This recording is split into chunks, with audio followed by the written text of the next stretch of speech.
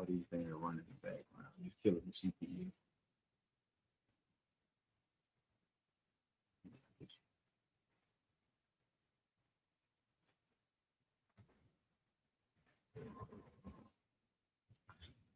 What are you motherfucking killing? I don't know if it's, I don't know which one it is.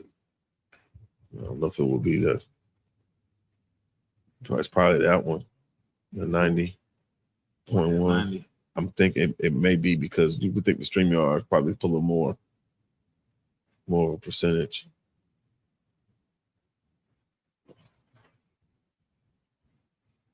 Usually it'll tell you the last task, I don't know why it's not.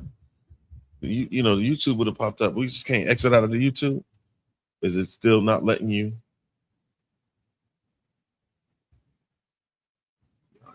It got all that close. All these just tabs. I don't know what the fuck going on.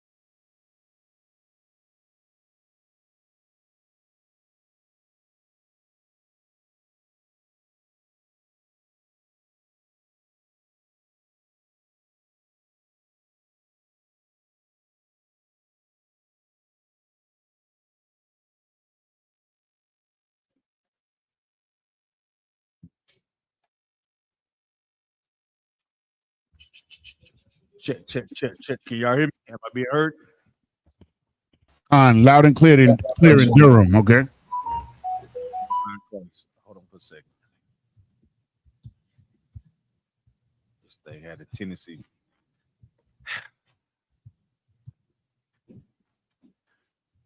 Oh Lord. I got it. Yeah, it was the one that had all the other stuff going on in it. Check. Who else is in here? Kiara One, can you hear me? Kind of one concert. Yeah, hear me? Who else would? Cut. I hear you loud. I'm also in concert. Charlotte in here. I don't see Charlie, sir. Okay, ain't no sweat. Loud and clear. Jarrell, what's happening? Shalom. Turn me up just a little bit, Montreal. How about now? Check. Most sound Christ. That's the wall. All right, clap it up. Most sound Christ. Shalom, Yahweh Shem Yahweh Shai Brakathum to the Akim, the brothers. Shalom, Yahweh Shema Ilathun. Shem Yahweh Shai to the sisters. Akwathian. I'm preaching officer 5,000 Zion Yalla coming out of Fayetteville, North Carolina. I'll be holding down the class to Captain of 13,000, Captain Nayathaq Banyumyan comes into the class. Our job in ISUPK in these classes are designed for our people to wake up to the truth of the Bible. Right. What is the truth that's in the Bible? The truth is the so-called Black, Hispanics, Native Indians descend from the greatest nation of people that ever walked the face of the earth. Right. In 2026, there's nothing more imperative than us waking up to the truth of this Bible and finding out our true identity, our true culture, and how to serve and please the Most High Power, our God. Meaning, serving God does not consist of us going and celebrating Christmas, Thanksgiving, Valentine's Day, 4th of July, standing for the Pledge of Allegiance, eating pork, shrimp, crab, and lobster. You will not find those things inside of the Bible. You know where you will find those things or those activities at? You will find them in the Christian church. I'm here to let you know that the Christian church is direct opposition of the Most High Power. You understand? Right. If you enter the Christian church, just know you are in the house of Satan. You understand? Those things are designed to be white supremacy by the oppressor. Who is the oppressor? You may know In the biblical name, his name would be Esau, or he's descended from Edom. You understand? Mount Seir. White man, in other words, Salakia.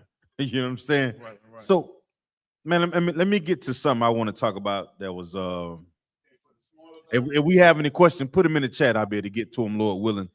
But I want to get into something, man. And I just seen a terrible accident. I just seen it enough to make bring tears to y'all. I just seen a terrible accident, Akim. But it also lets me know that the Most High is with us, in serving Him. Me myself, I almost got into a terrible accident a day ago. Right. And every time I think about how close that we are to losing our lives in this society, it also shows me how much mercy that the Father can have on our lives, man. It's a very humbling experience. I just witnessed a young Native Indian sister. She fell asleep at the wheel. The young lady I see was directly in front of me. She went across the highway. She came back.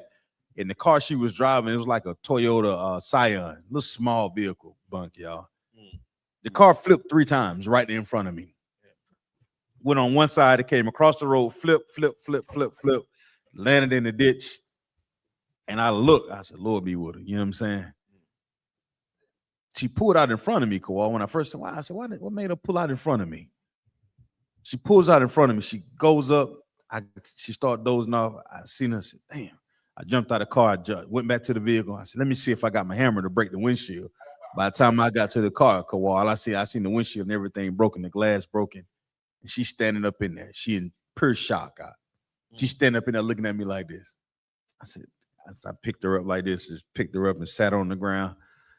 And the whole time I was thinking about when I seen the sister standing up, I was just thinking, that's how the Most High deals with us sometimes. Meaning, in life, our disobedience, we fall asleep in His empire. We fall asleep into Christmas, Thanksgiving, all the wicked ways of this empire that you can think of. You know, serving your kids, serving your wife, not serving the Lord, losing focus on what you're supposed to, do for the Lord. And when you lose focus, you in that lifestyle of sin, right? And when you're sinning against the Lord, you don't necessarily understand the dangers that we put ourselves in. Like we don't see the dangers because we so focused on whatever that lust or that fascination that we have with the world, the things that are in the world, is causing the Most High God to be against us. When you're smoking weed, when you're cheating on your husband, you're beating on your wife, you're destroying your family. You don't know the type of danger that you are in with the Most High. But for the brothers and sisters that are in this school, when we read these scriptures and you come to these classes and we're breaking these things down to you at Priest and Prophet of the Lord, we are the ones that are saying, like, the Lord is merciful. But don't ever forget, the Lord is the one that also sent the hurricanes. The Lord is also the one that sent the floods. You understand? The Lord is he's over the good and the evil. So when I seen it in the moment, I seen the lady go across the street and she flipped. I'm like, Lord be with her, man. That's great. I'm like, damn, I got class. And I'm like, damn, I hope she ain't bloody. All these things are racing through my mind. And when I opened the door, like she was on the side, so I hold the door open one on, I pull her out, and I sit on the ground, and she just looking at me. You know what she was concerned about, Kawal? She don't understand. She was worried about the things that was in the car. And I take that moment to think about when the Lord try to pull us out of our sins that we doing into the world, whether these drugs, it's alcohol, the abortion things that the Most High try to pull us out of, Kawal. We started trying to reach back like Lot's wife. The Most High is trying to pull us out of these situations that we're sinning in, and clearly we've been destroyed. Kawal, the car is unrecognizable, Kawal. The lady asked me the lady on the phone from the 911 dispatcher saying what car type. I don't even know. I can't. I used to be a mechanic, Kawal. I don't know what the hell this is. And she looking up at me. I pick her up and sit her on the ground. I said, you need to lay down. And she just so shook. She like, I need what's in the car. I'm like, what the hell in the car? I don't know what's in the car. But that's how the Lord leads us. He sent priests, prophets to us on these streets. We reach our people and we try to pull them out, Bunk, y'all. We lifting them up in their time of suffering and sorrow and all this anguish that they're going through, all the misunderstanding, the lies, the deceit that the Lord allow us to go and teach our people to pull them out. And we're concerned about the things that are in our destruction. Instead of being relieved that the Most High sends somebody else to pull us out of our troubles, man. That's a rough thing. And I was thinking about and the first thing that came to my mind was the book of Joshua, chapter 7. Get that for me, Bob Grishaw. Book of Joshua, chapter 7. And in that book of Joshua, anybody know what Joshua was fighting up against in that chapter 7, Bob Grishaw? Anybody know? Anybody know offhand what was going on in Israel and in Joshua time in chapter 7?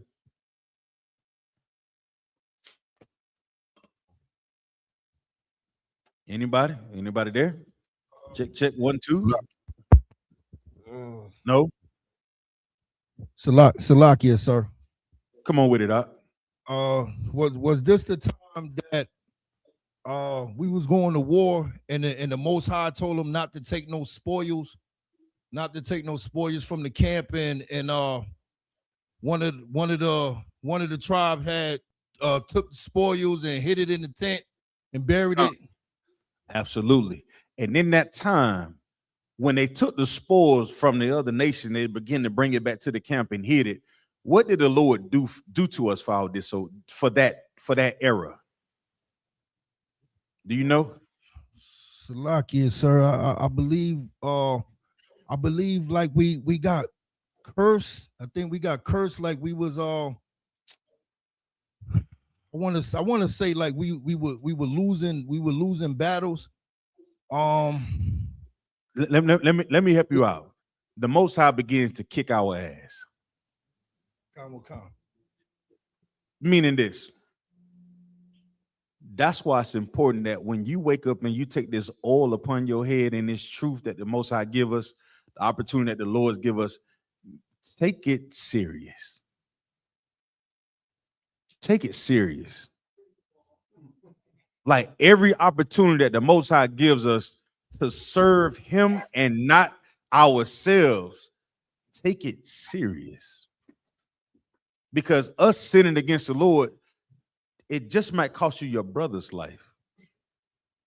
Us sinning against the Lord, it might conserve, it might just save a life. When we say our prayers in the school on the Sabbath service after the classes, we say the prayers for those who don't know the Lord. So when we take this oil upon our head, we're saying to the Lord the same thing that Christ, we're in the spirit of Christ, meaning when Christ was sacrificed, he put aside all the things that he could have wanted to be in life. All the things he could maybe excelled at in life. All the women that could have been like, hey, Yahushua. You know, we probably have some thorough sisters, just like we got thorough sisters now. The Lord forsook it all and took it, put it on, and y'all know what he did for it. He became the ultimate mediator because he was that sacrifice that gave us a way back to the Most High. Y'all know what Yahushua Mashiach means? Anybody know? So like you, sir. Come on, hold on. The anointed salvation. Say again. The anointed salvation. Anointed. You said anointed salvation. Know what you said? Okay. You sure about that? If y'all pass the test, I know you know the answer to that. Salakia, sir. Come on. It means savior and anointed. Right. Right. Give him a hand. So when we talk about being that savior, we walk in the same spirit as Yahushua. Who anointed you? What does it mean to be anointed, Baba Kasha? When you get anointed, Captain Nayathaq said, you know what, this brother right here is going to walk in the same spirit as Yahushua to be a savior to his people. meaning he's going to keep the law, statutes, and commandments. He's not going to sin against the Lord. So when he say his prayers, he's the one that's going to save his family, not an NFL fucking Salakia. Not an NFL contract. He's going to serve the Lord and save his family, not an NBA contract, not you hitting the lottery, not you working these extravagant slaveries. All those things are very well, those have some monetary value, but those things won't save your family. And here we raising up preaching prophets to the Lord in this seat. So when I can't do this no more, guess what? Kawal, your son has a place that he can call home and serve the Lord. Bunk, y'all, your son has a place that he can call home and serve the Lord. You understand? So those sacrifices that we are making today, take it serious out. Take your oath serious in the Lord.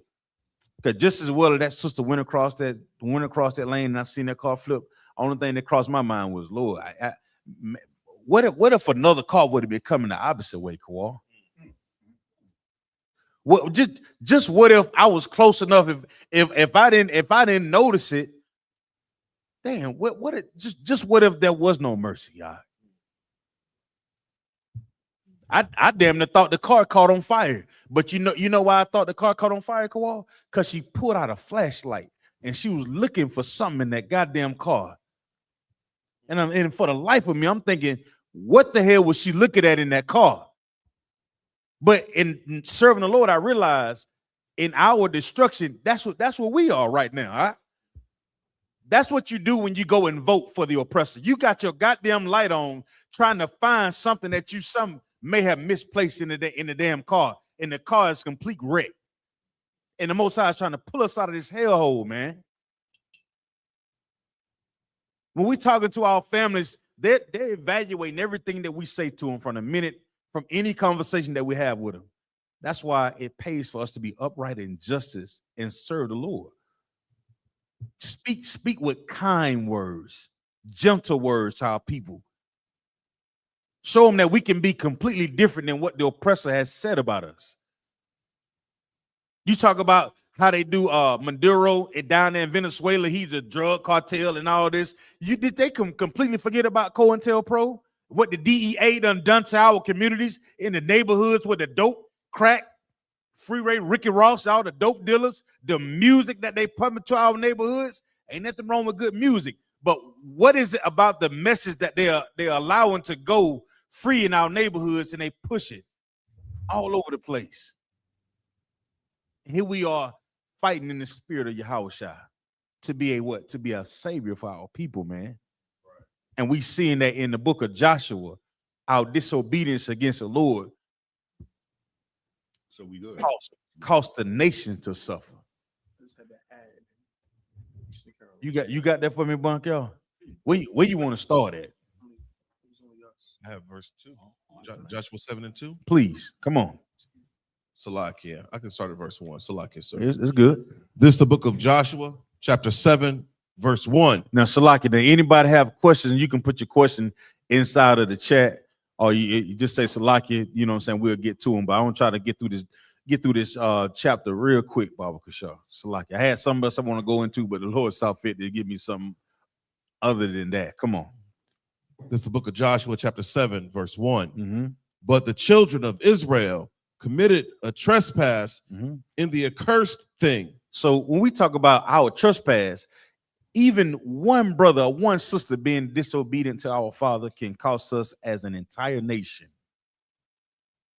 That's what we have to consider. If us not thinking like that, we begin to think like Esau. Because you know what Esau says when we tell him that his people had committed atrocity against the Lord's people? You know what they say? I ain't never had no slave. I ain't never hung nobody. I don't do any wrong for you. I love you, man. But the Lord looks at them as being a nation of people. It's not just you that's sinning against the Lord. The Lord looks at us as being a nation of people like you, Akwatian. That's why we're supposed to love one another. Because that one little slight against each other and you're not loving, it's like a crack in the sidewalk. It's like a crack in the sidewalk. What happens to a crack in the sidewalk if it goes untreated? Quad boy. What happens to a crack that's in the sidewalk that goes untreated? Salakia, sir, it spreads. It get bigger.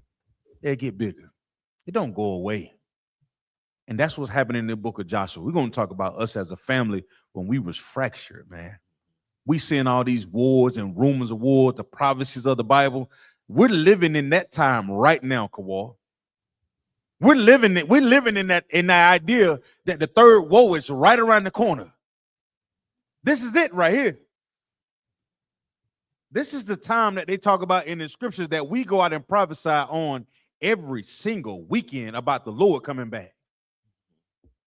So when we talk about us taking our oath serious and taking an oath on our head and we saying our prayers to the east, you better remember what you're praying for and who you're praying to. The Lord is not a joke. He is a man of war. And you can't be no soft ass trying to weasel out of things that you need to fight against. Brothers and sisters, Salakia. Come on, Buck, y'all. It says, for Achan, the son of Carmi. The who? The son of Carmi. Go ahead. The son of Zabdi. Mm-hmm. The son of Zerah of the tribe of Judah. Mm-hmm. Took of the accursed thing. Mm-hmm. And the anger of the Lord was kindled against the children of Israel. And the anger what? And the anger of the Lord was kindled against the children of Israel. Now, you know what I didn't hear you read, Bunk, y'all? I didn't hear you say that everybody took the accursed thing. It didn't say everybody took the accursed thing. It said it was very specific about who took the accursed thing. But it still angered who? The Most High Power, our God. So every time you used to sell dope, smoke weed, have abortions, cheat on your husbands, all type, just the wicked things that we've done as a nation of people, all those things, you got to remember, the Lord was never pleased with you when you done those things. He was never pleased as to why you have random, you have $200 in your bank account. You think you got it. You think you got it made. I'm about to go party. Next thing you know, you look in that bank account and it's gone. The Lord took it. The Lord took it. The Lord took it. He knew that we were going to do nothing righteous with that money that he gave us. You understand? But when you do righteous things, you serve the Lord with the small bit that he give you, he'll multiply it, all right? But when you sinning against him, you think he's going to let you be prosperous? You're going to get it all the way. You're going to get it. You're going to get whatever you think that you get. You're going to get rich overnight. You know who else thought that? Michael Jackson thought that. He died broke. High. A dope fiend.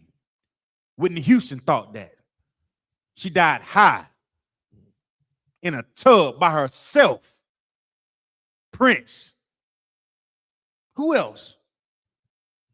Look at Puff Daddy. He thought he was never gonna get brought down having to deal with millions upon millions. No, I can't. Your beloved Tupac and Biggie. Think about all the rappers and singers and artists, comedians, entertainers in our community that had it all, and the Lord took it. So what should we be doing with the little bit that we have? We should be serving the Lord. We can't go and take things from the other nation, the accursed things. We can't go and hold on to Christmas and Thanksgiving and Valentine's Day and think that the Lord going to be with us. You can't do it. You're going to anger the Lord. Read on, Buck, y'all. Verse 2. And Joshua sent men from Jericho to Ai. Go ahead. Which is beside Bethaven, on the east side of Bethel. Go ahead. And spake unto them, saying, go up and view their country. Salakia. Go up and view the country. Go ahead. And the men went up and viewed Ai. So here we go. Joshua was giving these soldiers, these men, the devout men of the Lord, orders to go up and take a look at this country. It's called a recon. If anybody ever know anything about, often days, we don't, only military that we think about as being some type of rough and strategic planning is the oppressor's military. That's how broken we become. We're relying on our captives to be our savior instead of us just serving the Lord. Salaki, I think I see Cap.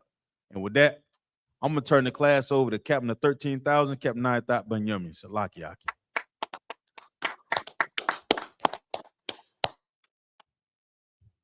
Salaki, Captain, if you on mute, sir. Let me see. Take it off.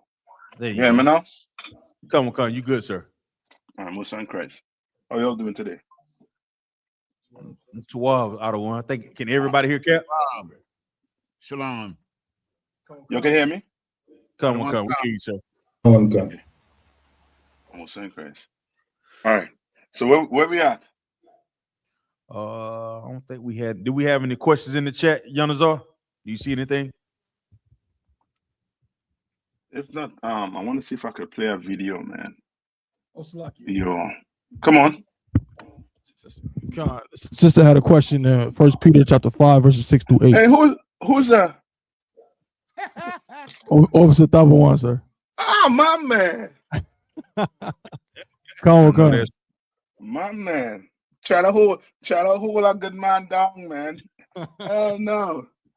My man. What's going on, Top One? You good? Not much, sir. Come on, sir. Musa and Christ. Tell me, what's your question? The sister wanted to break down of 1 Peter chapter 5, verses 6 through 8. Salaki.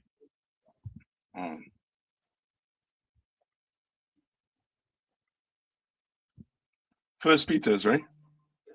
Come on. All right, I'm go with you. First Peter's. Say one more time. First Peter. Top one. Come on. 1 Peter chapter 5, verses 6 through 8. Okay, let's see. Let's go. Come on, sir. This is the book of 1 Peter chapter 5 and verse 6.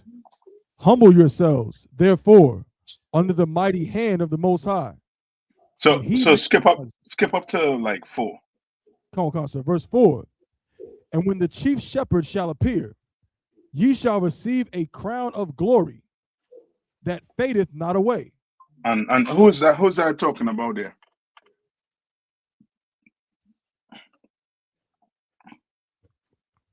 Come on, sir. I would say Yahushua. Yeah, that's a Yahushua. And it said that what? Come on. When the chief shepherd shall appear, ye shall receive a crown of glory that fadeth not away. You understand? Why? Because why is it worded like that?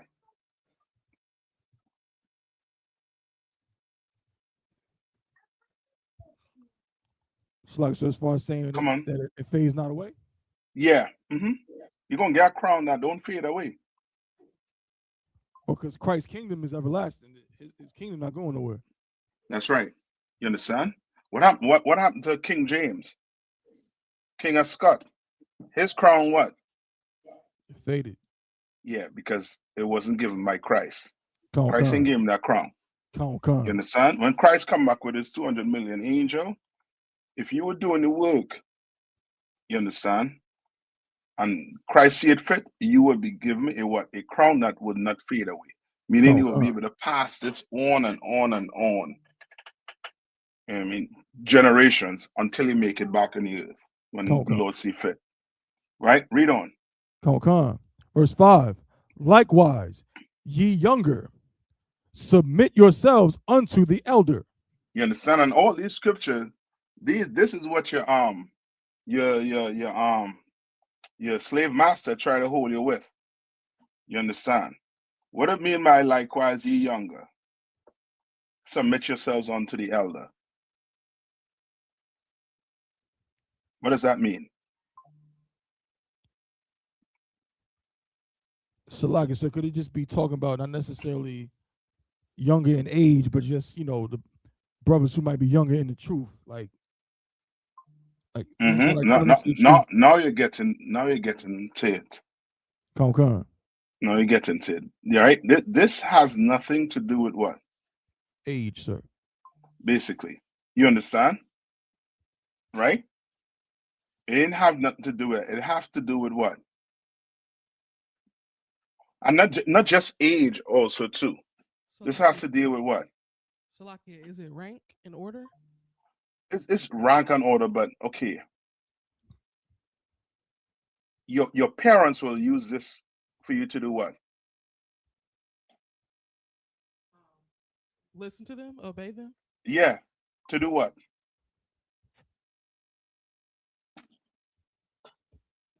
Salakia, teach you. You gotta give me. You right, but what are teaching you? Discipline. Your parents using this for what?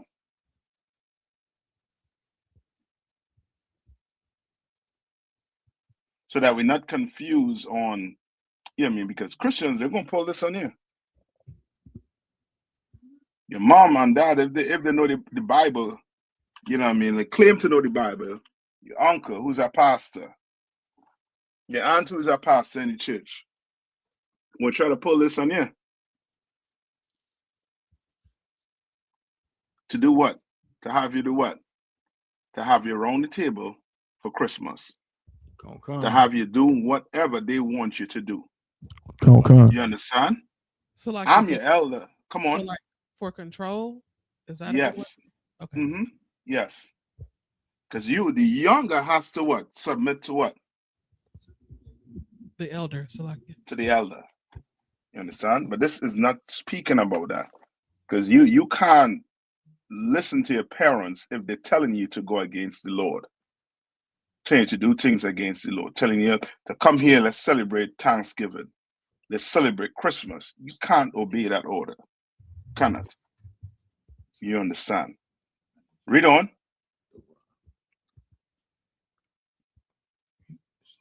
And this is how it is being specific now to who is speaking about. Read.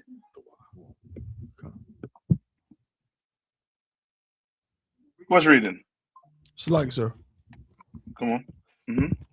Likewise, ye younger, submit yourselves unto the elder.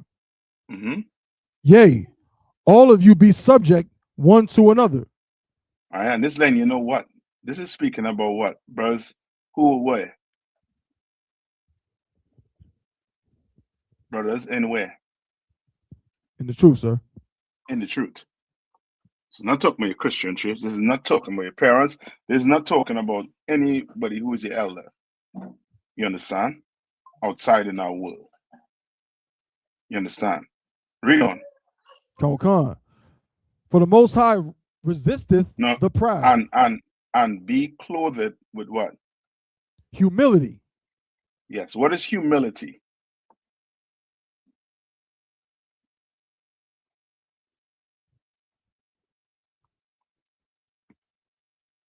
What is humility? If somebody say they're humble, I mean they're humble. La. Yeah. So what is humility? Come on, look it up for me. Who want to look it up for me? I got the definition of humility. Come on. Humility, the quality of having a modest view of one's value or importance. You understand? Read that one more time. Humility, the value of Slakia, the definition of humility, the quality of having a modest view of one's value or importance. So is it saying your view or another person's view?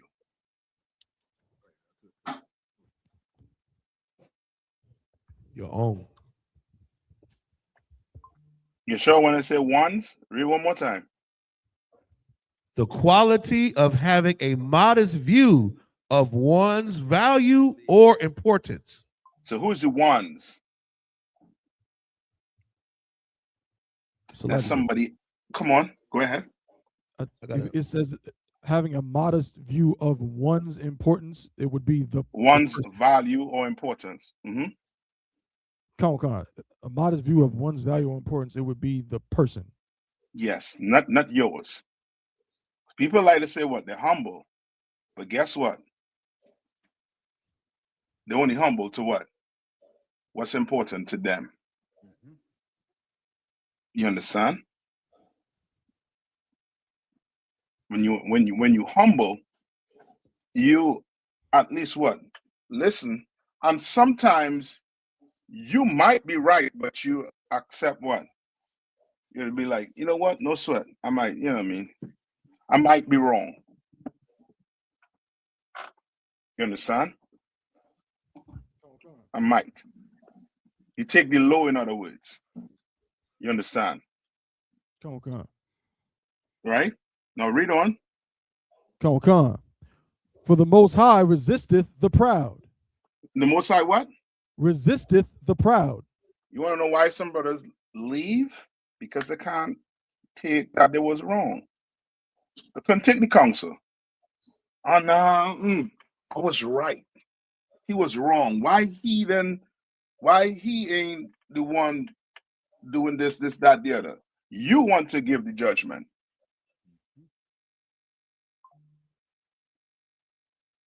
And the Lord does what to the proud?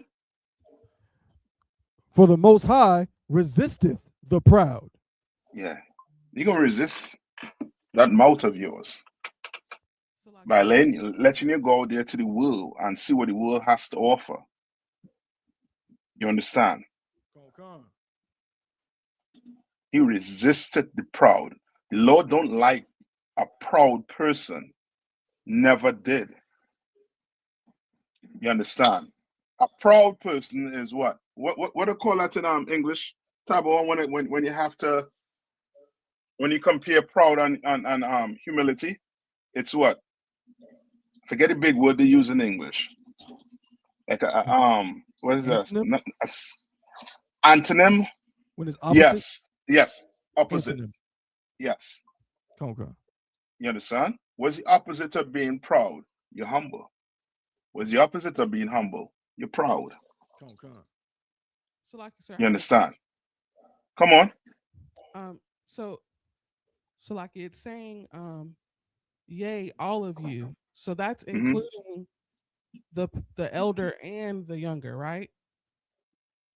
Yes. So both people need to be clothed with humility. Okay. When I say both people need to be clothed with humility, what you mean? Where so like it just says and be clothed with humility. So that applies to both the elder and the younger, right? Yes, remember he's telling them he's not singling out one person in the room. Right. You understand? So just think he is talking to brothers. Right? Talking to brothers. Answer he talking to them. He say what? Younger ones, submit yourselves to the elders. So he's not singling out you. Submit yourself to this person. You submit yourself to that person. He's not doing that. So he's making it overall. He's making, that broad statement. So he is talking to the elder and to the younger. Because they all have to do what? Be what? Humble. Yes. And they all have to be subject one to another. But for that to happen, they have to be humble. You understand? For it to happen, you have to be humble. It's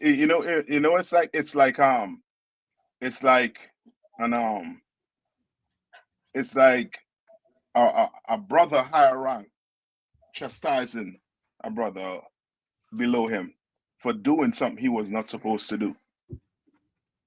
You understand? And he is doing what? The brother who's getting chastised, he ain't trying to give you what? What he's not trying to give you? Huh? Excuses? Well, not so much excuses, but a reason why he is right in the situation. Now, when you see this, that, the other, and the younger start pulling precept on you, and you have to say, brother, that's not what it is. Yes, this, that, the other.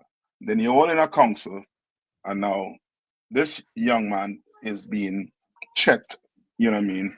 Like, like it's no ending in sight. You understand? All right?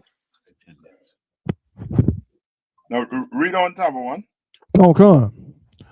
For the Most High resisteth the proud, and giveth grace to the humble. And he giveth grace to the humble. You understand?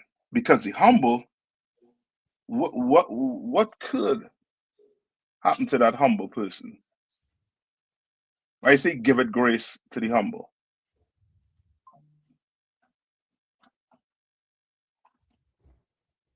So like I said, we has a car about to respond. Go ahead. Salakia, Captain. That humble person could gain the true understanding of humility. Well, he humble already, so you understand what humility is, because he doing it. What's grace? The time to get right. Well, yes. So in other words, he's saying what to this humble person. So this humble person, I want to give it to you.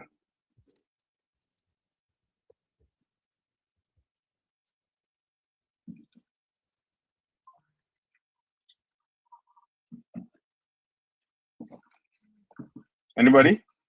Come on. So like giving you time to, I guess, to submit yourself, learn how to submit to the elders, or to learn how to submit yourself. Okay, but he already doing it. So remember, he's saying what? Read the part from the colon, top of one. Come. From the colon. Come. For the Most High resisteth the proud. Right. So he resisted the proud. Meaning what? When he say resisted the proud, the Lord, he not even what? So like he not dealing with them. Yeah, he ain't dealing with you. I think the Lord back turned to you. Read on. Come. And giveth grace to the humble. Why? Because the humble person, he might be wrong. One, you know what I mean? Might be did something he ain't supposed to do. You understand? But he humble with it. You understand? Well, the Lord will give him grace. You understand? Just think, you know what I mean? You go to a council and you do what? And you're like, you know what? Yeah, I was wrong. Salakia. You got what? You will be given what? You could be given what? Grace by the Lord after that counsel, depending on what you did. You understand? But the proud person, oh, the Lord, he's going to resist you. And you're going to be thinking, what? You get kicked out of school. No, you kick yourself out because you're damn proud. You couldn't accept that you was wrong. You understand? Couldn't accept it. Right? Read on. That's why you hear about so much stories with, you know what I mean, brothers who leave the truth, or sisters who leave the truth, brothers who leave the wife, or sisters who leave their wives, the sisters who leave the husbands, like here. You hear, you know what I mean, you hear the stories, it's, you know what I mean, it's like, oh, shucks. The Lord don't do a number here. Because he doesn't resist you, because you're proud. You ain't want to accept, well, I could be wrong in this situation. So you know what? I'm gonna take the low in this case. Right? And I'm not talking about somebody offending you. You understand? It could be, you know what I mean, whatever the conversation is. You understand? But it's not, this is not an offense I'm talking about. You understand what I'm saying, right? Somebody offend you, what should you do? So I could go to he and heal the home? Yes. This is not that. You understand? I mean, so I mean, so, and this is like I mean, I just generalizing it. This could be an argument with Jordan and which is and what's your brother LeBron. And some and you know what I mean, a brother knows the stats off the back of his, you know what I mean, hand. The other brother, he might know the stats, so he'd be like, you know what? Yeah, LeBron better than Jordan. And you like, Yeah, be like, you know what I mean? Yeah, you right, brother. You understand? Right? But this ain't, you know what I mean? Somebody you think do you wrong and you just take what? The low. No. You better go to here and there alone. Come on, Let's deal with that matter.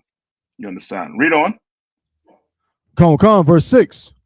Humble yourselves, therefore, under the mighty hand of the Most High. So it giving you what? Trying to give you a visualization of what you are doing. What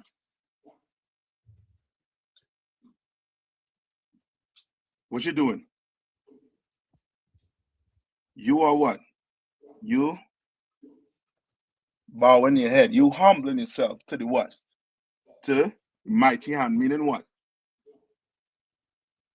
Was the mighty hand of God?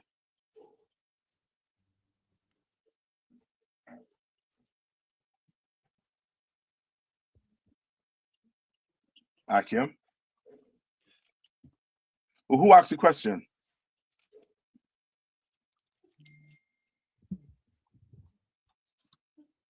Tabo, who asked the question? So, like it's Sister Thayala. She wants to. Oh, she's on. She typing in.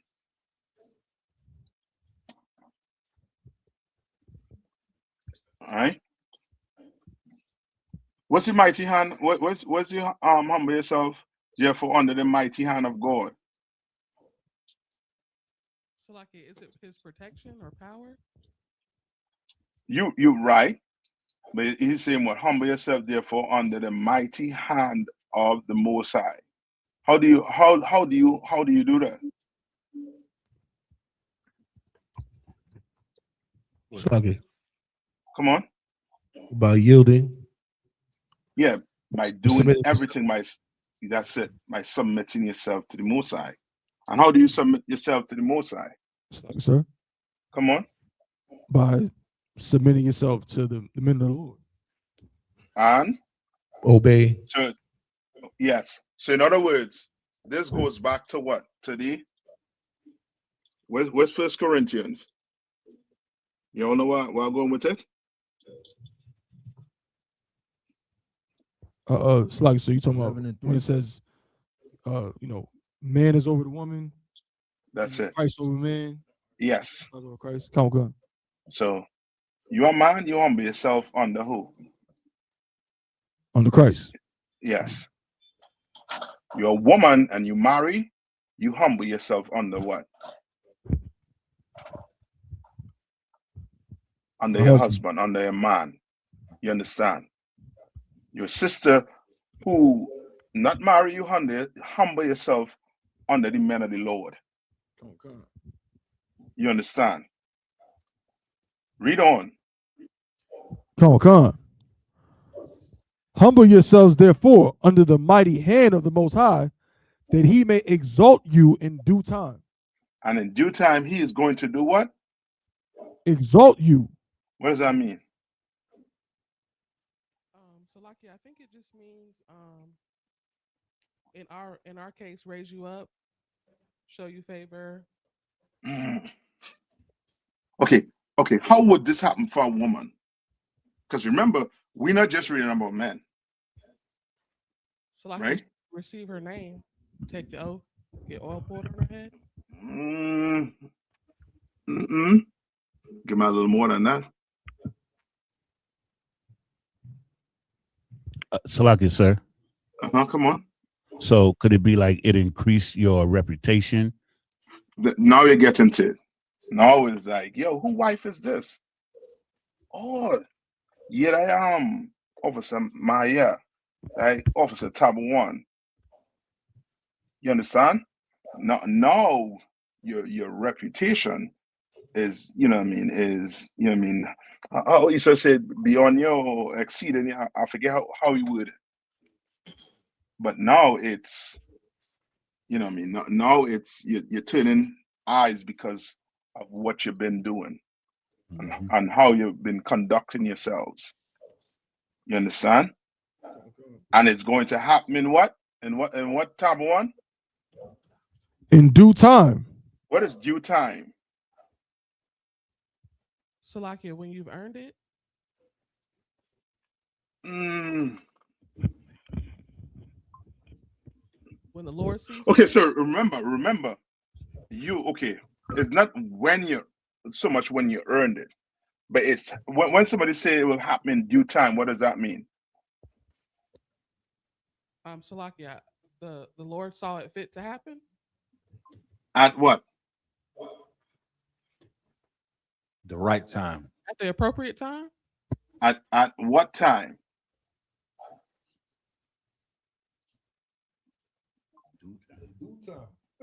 Yeah, what's due time? Salaki at the proper Salaki at the proper age. At the Okay, I'm gonna give it this one. The right time. Okay, what is the right time?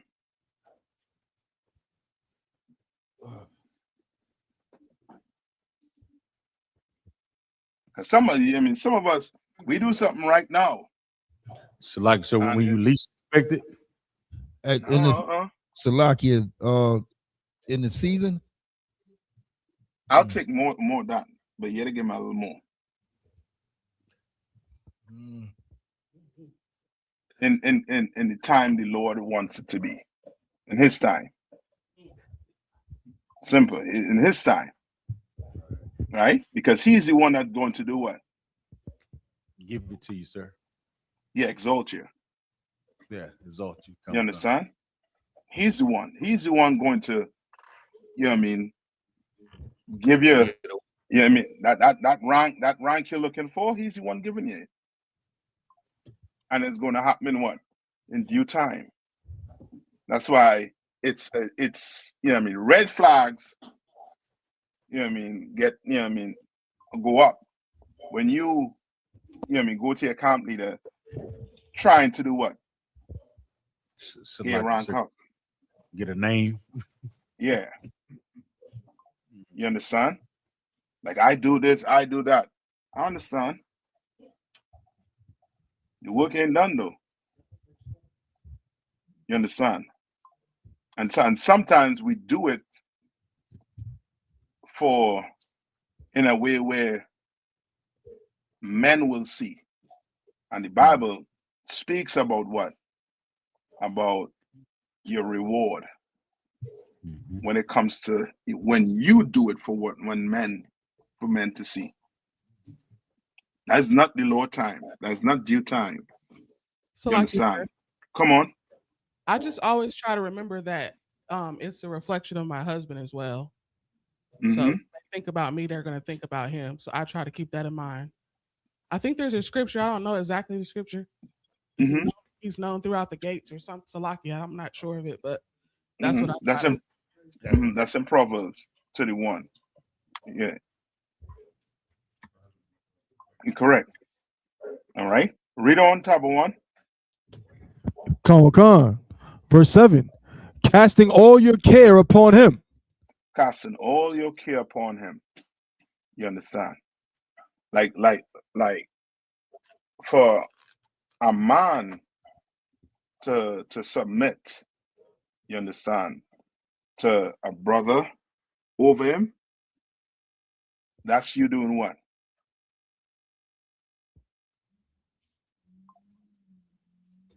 When you submit yourself, you understand, which is the hardest thing for a brother to do when he comes into the truth, because in the world, what he accustomed doing?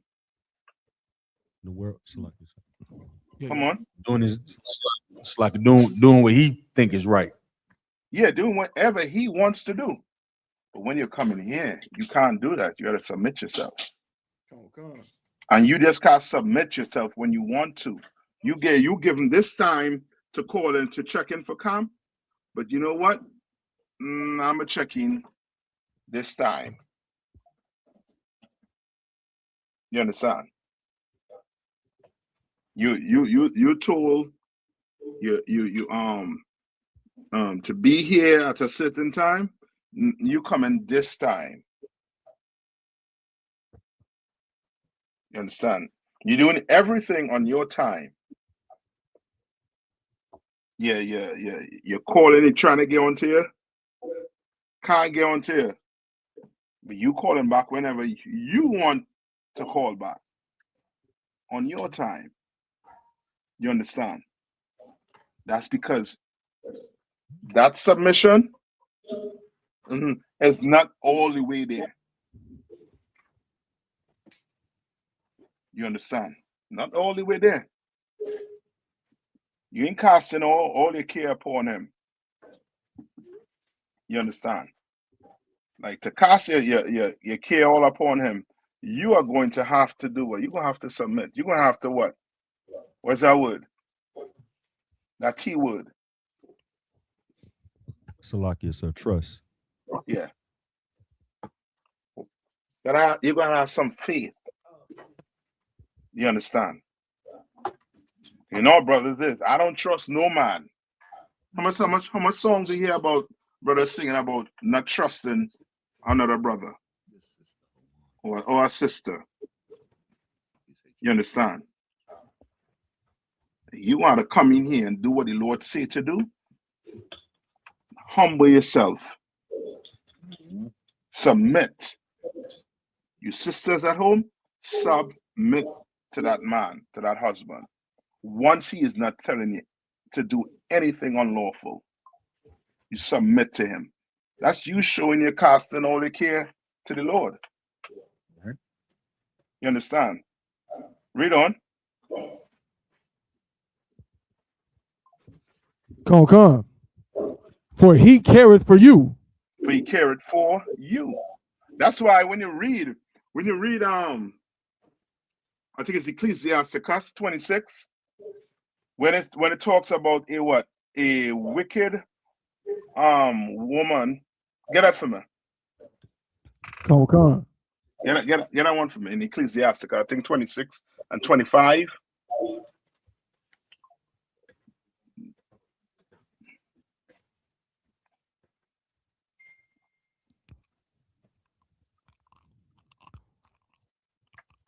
Who get it for me?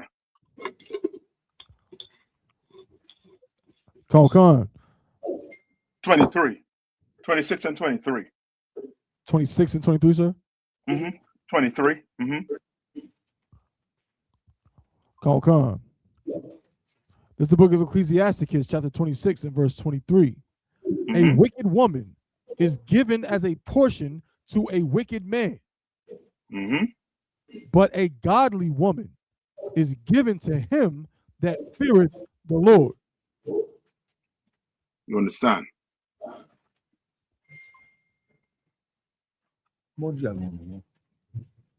You are going to have to do what? Submit yourself to your husband. You are going to have to submit yourself to that man above you. You're going to have to do it. Or, you know what I mean? The Lord has some waiting for you. He's going to resist you and give you what? What are you going to resist and give you? Hello? Testing. Huh?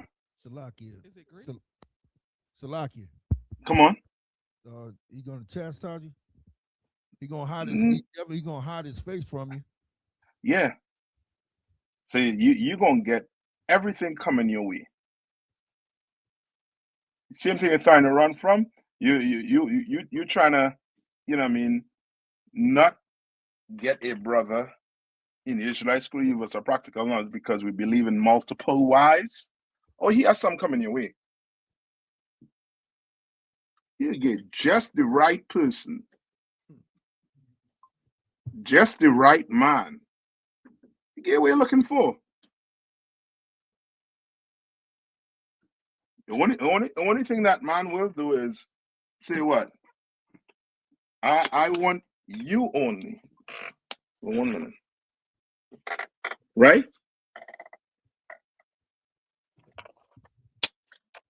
But that's about it. Everything else is all the window. Pork, crab, shrimp, lobster, you name it. And then you want to tell him, you can't eat that. Too late for that, sis. Or brother, vice versa. Go get, something, off the street and try to turn it into a housewife, and you get what you ask for.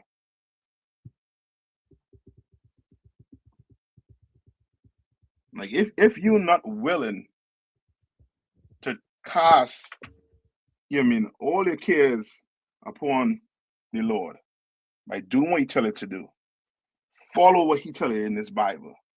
Guess what? Why should He care for you? Why? The Lord tell you that man you live with is your man forever, but you looking for an escape route. You pissed off. But when you escape, keep escaping. You understand? Keep escaping. Right, read on. Con. Verse 24. A dishonest woman contemneth shame. No. Go back to where was that? First Peter 5, sir. Yes. All right. And that's why we try to tell you all, just give it time. And you see those Israelite groups, the so-called Israelite group who are actually Christians, or you think the pagan kit was bad? Okay. Wait till the mark bus on some of these other groups. You understand? Come. Wait until it, until it really come out with these other groups, especially that purple group. You already hear the things that coming out of there. Sister got unalive in there. One of the members got caught with a transsexual and almost unalive the transsexual after the transaction, not before, after the transaction take place. Move just like Esau.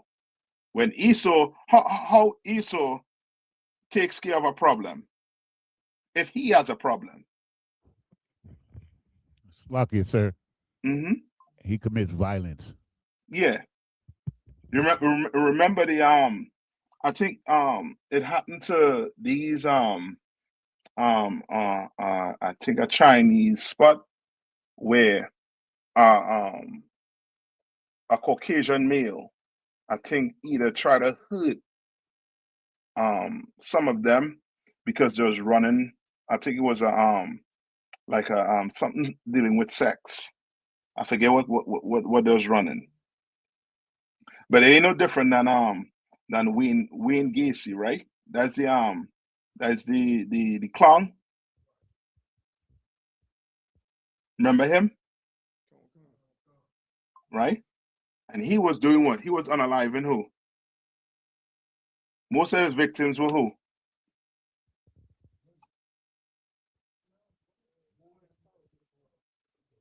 Somebody saying something.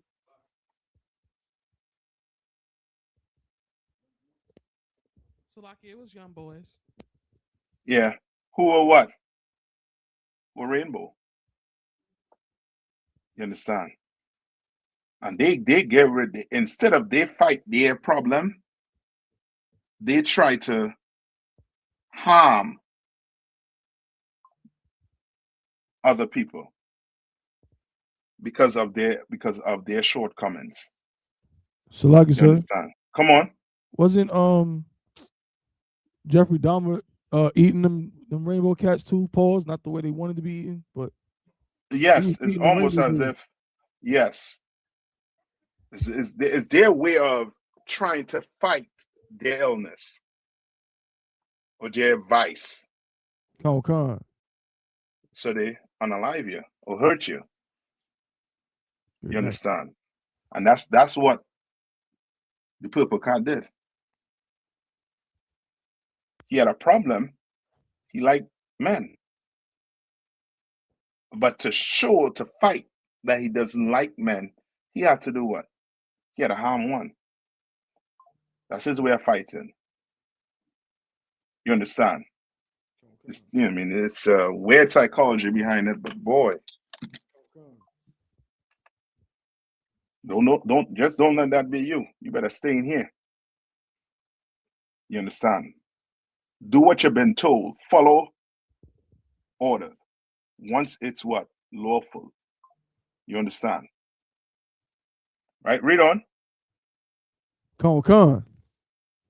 Verse 8. Slack it. Book of 1 Peter chapter 5 and verse 8. Be sober. Mm-hmm. Be vigilant. Meaning you have to be what?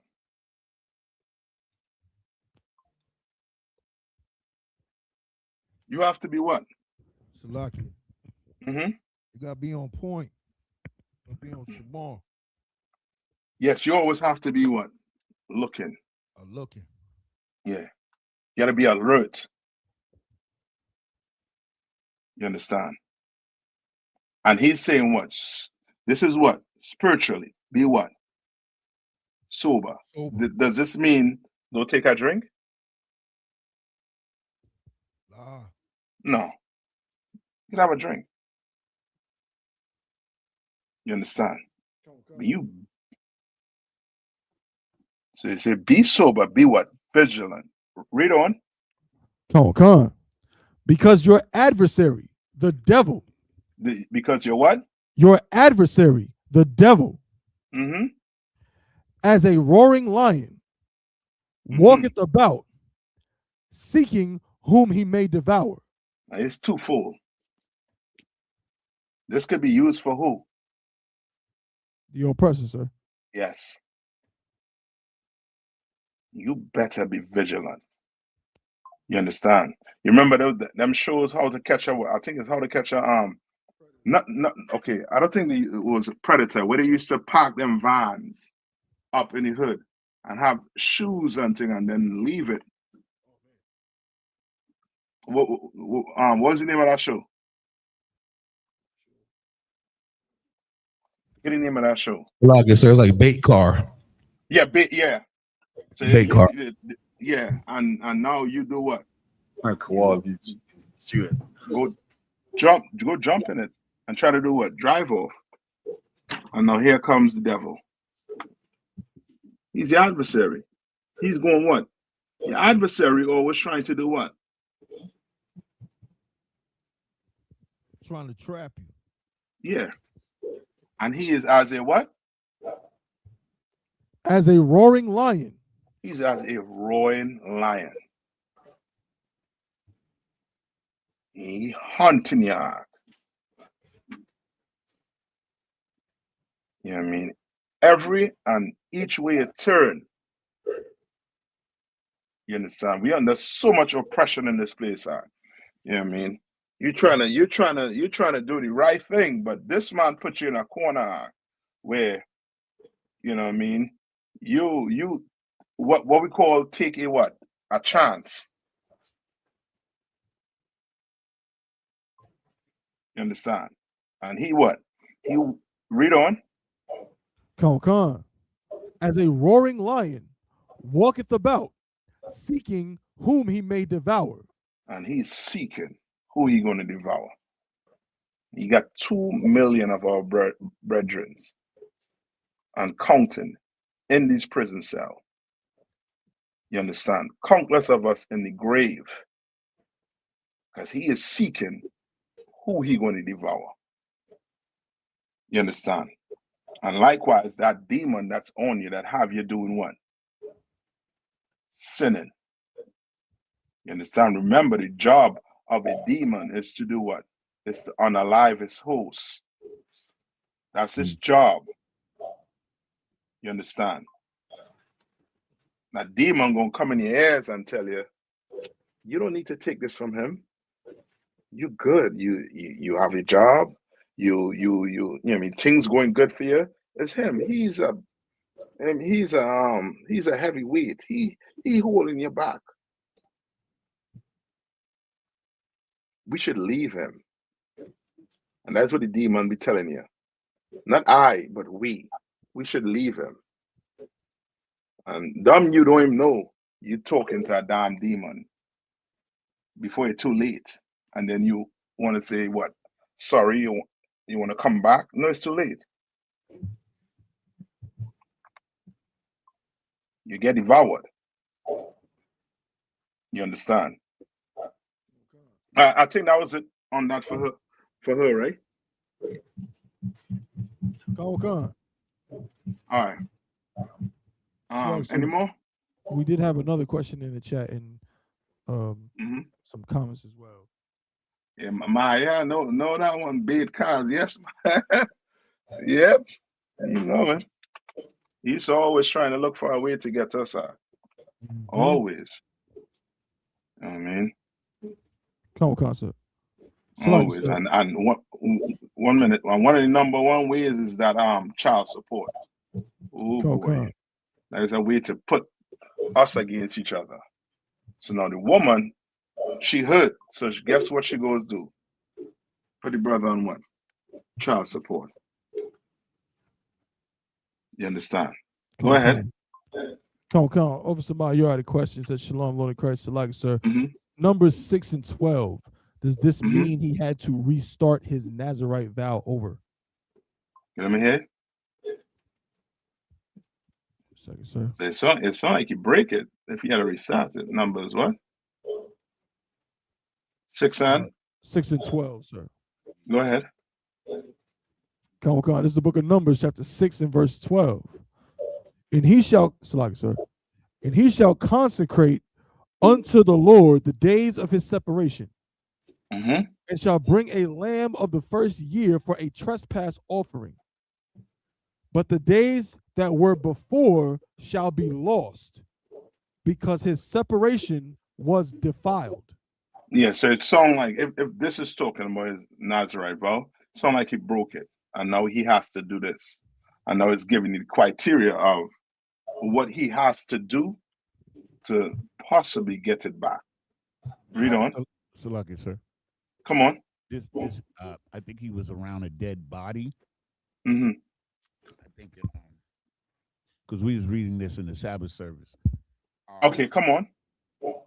So I think he was around. Let me see in verse. Let me see. Verse 9. Yeah, Khan, sir. All right. So read if from any verse man 9. die very suddenly by him.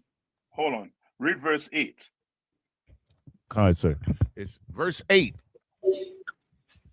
All the days of his separation, he is holy unto the Lord. So, in other words, what? What is it saying there? All the days that he's clean, he's holy to the Lord. Right. Read on. Verse 9. And if any man die very suddenly by him, and he hath defiled the head of his consecration, then he shall shave his head in the day of his cleansing. On the seventh day shall he shave it. Right. So this here, for that Nazarite vow, he had to be clean until the end of that what? Seventh day. Vow. Verse 8 saying he has to be what? Clean for all his days as a Nazarite. Kanawaka. You understand? And now it's in verse 9, it's telling you if a man suddenly what? Dies by him. And telling you what he'll have to do. He'll have to what? Shave his head, and on the seventh day he shall shave his head. Right? Read on. Verse 10. And on the 8th day he shall bring 2 turtles or 2 young pigeons to the priest to the door of the tabernacle of the congregation. So now it's telling you what he will have to do, what he'll have to bring after he done do what on the 7th day. Shave his head. Right? Read on. Verse 11. And the priest shall offer the one for a sin offering, and the other for a burnt offering, and make atonement for him, for that he sinned by the dead, and shall hallow his head that same day. You understand? So this is what he'll have to do for him to what? to be holy again. Right? Read on. Verse 12. And he shall consecrate unto the Lord the days of his separation, and shall bring a lamb of the first year for a trespass offering, but the days that were before shall be lost. So in other words, it's go ahead, read on, finish it. Because his separation was defiled. I mean, when it say lost, meaning what? They don't count. Yeah, that don't count. Read on. Verse 13. And this is the law of the Nazarite.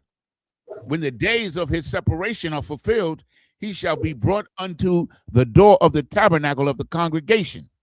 Read on. Verse 14. And he shall offer his offering unto the Lord. One he lamb of the first year without blemish for a burnt offering, and one ewe lamb of the first year without blemish for the sin offering. Right. So now, go ahead, finish on. And one ram without blemish for the peace offering. So now it's just going in and telling you what this Nazarite will have to do now. You understand? To get back. All right. And let me see. So Maya, you understand that?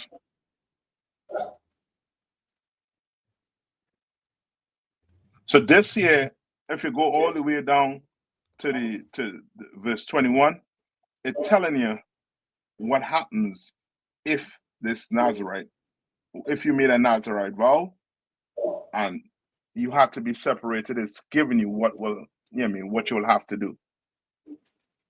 You understand? Right. To cleanse yourself from that sin. Okay. So so the question that we want to make clear, sir, if we could, is that what we're saying is that those days before he became defiled don't count. He has to start from that point again. Yes, it don't count. Yes. One count, sir. Because it's saying his separation was defiled. So it's like he default. You understand? Kind of one count, sir. All right.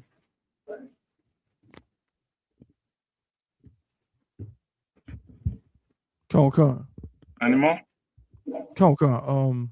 We got if I could just for my own clarity, sir, on this topic, is this just because a Nazarite vow is for a certain dispensation of time, correct? Yeah. Go. You have this on the van? I know we got one on this.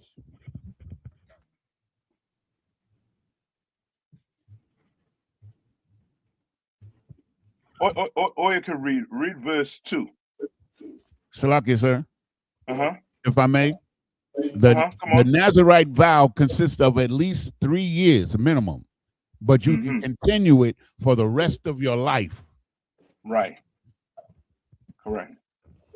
Right. Let's look it up in the Zondervan. Right. And to make a Nazarite vow, you can't, look in, stand in the mirror and vow a vow. You have to do what? You got to go to the priest. You got to go in front of a priest. Con. You understand? I got it in the Zondervan, sir. Go ahead. This is the entry for Nazarite in the Zondervan Compact Bible Dictionary. Nazarite, meaning dedicated or consecrated. An Israelite who consecrated himself or herself and took a vow of separation and self-imposed abstinence for the purpose of some special service. There were two different types of Nazaritism, the temporary and the perpetual, of which the first type was far more common. In fact, we know only of 3 of the last class: Samson, Samuel, and John the Baptist. Because Samson, I think his parents did it for what? For his whole life, right? Kind of one concert, but didn't he break the vow because he had quite a few women? Okay. I think is however Samson's parents did it. Mm-hmm. You understand? But his breaking it was him going with Delilah, and the Lord cut him off for that. You understand? So read that last part over one more time. Tab 1. Come on, son. He's going to the restroom. I'll read it, sir. Let me find it. Okay, back. go ahead. Nazarite. Yeah, read the last part that he was reading. The Nazarite vow, sir? Yeah, that last part of the Nazarite vow he was reading. Well, Come on, sir. Salakia. Of which the first type was far more common. In fact, we know only of 3 of the last class. Samson. And the last class they're talking about is the perpetual. Yeah. All right, read on. Come on. Salakia. Samson, Samuel, and John the Baptist. Mm-hmm. The 3 principal marks which distinguish the Nazarite were: 1, a renunciation of wine and all products of the vine, including grapes. All right, read on. Prohibition of the use of the razor. Verse 3, avoidance of contact with a dead body. Right. Right. Come on. And that's the part we was reading about. You understand? The part with the what? With the dead body. And what you will have to do to get clean. All right. All right. If I on. could, we got some more comments, and what we just read here, I think, leads to one thing the sister said. I just needed some clarity on. So, Sister Nashima, because you, I think it was mentioned about drinking at one point in the class. She said we can drink, but cannot get drunk. I just wanted some clarity on that.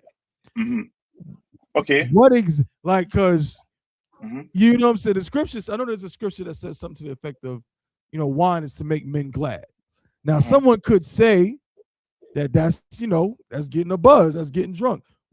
How would I explain the exact threshold by which someone has now gone beyond what is allowable?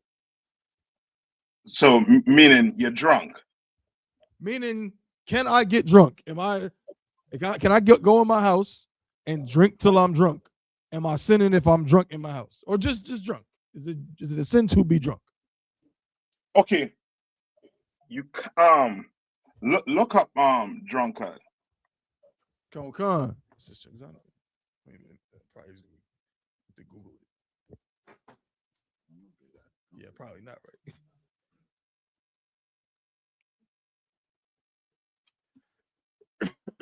I think Christ was saying something on it.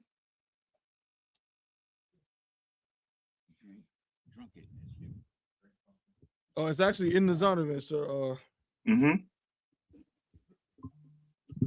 It doesn't. So it doesn't really give. It just gives some examples of drunk people in the scriptures. Go to 1 Corinthians 6 and 10. Come on, sir. Come on. This is the book of 1 Corinthians, verse. Let me click on it. Book of 1 Corinthians, chapter 6 and verse 10. Nor thieves, nor covetous, nor drunkards. Nor what? Nor drunkards. Nor revelers, nor extortioners shall inherit the kingdom of the Most High. Right. And these and you know what I mean. So okay, what's a drunkard? Officer Hawan got an answer, sir. Come on. This is the definition of drunkard from the Oxford Language Dictionary. A person who is habitually drunk. Habitually drunk. You understand? Brother, you have a problem. Now I'm good, so I can hold my liquor. You're drunk. Isn't that the first time? You remember what you did the next day? Remember what you did we were talking about yesterday? What? No, I didn't say nothing, sir. This is habitual. Somebody who do drinking and getting drunk habitually. You understand? Now let's say a home. Who was home and got drunk? Like it, sir? Who was home and got drunk? Salakia, sir. Noah. Noah. You You understand? And he got drunk. And what did his sons have to do? I usually serve Salakia, sir, repeat that question, sir. Noah, right? Remember when Noah? Go to Genesis 9 and 20. Come on, sir. Mm-hmm.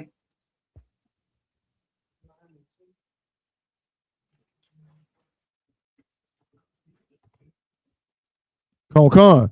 This is the book of Genesis, chapter 9 and verse 20. And Noah began to be an husbandman, and he planted a vineyard. Verse 21. And he drank of the wine and was drunken, and he was uncovered within his tent. Verse 22. And Ham, the father of Canaan, saw the nakedness of his father and told his two brethren without. And Shem and Japheth took a garment and laid it upon their shoulders and went backward and covered the nakedness of their father. And their faces were backward, and they saw not their father's nakedness. Verse 24. And Noah awoke from his wine and knew what his younger son had done unto him. And he said, Cursed be Canaan, a servant of servants shall he be unto his brethren. Okay, so who got cursed? Canaan. Yeah. You understand?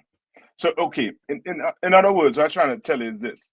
Okay, to be a drunkard is you excessively drinking. You at home, you chilling. You know what I mean? You might have, you know what I mean, a little too much. You'll know. You understand? Yeah, a little too much. You're slurring, you know what I mean? But you're home, you're in your house. You understand? But if come on. If I could, I was gonna ask, you know, is this an example? Because not just another example of somebody being a drunkard or getting drunk was Lot.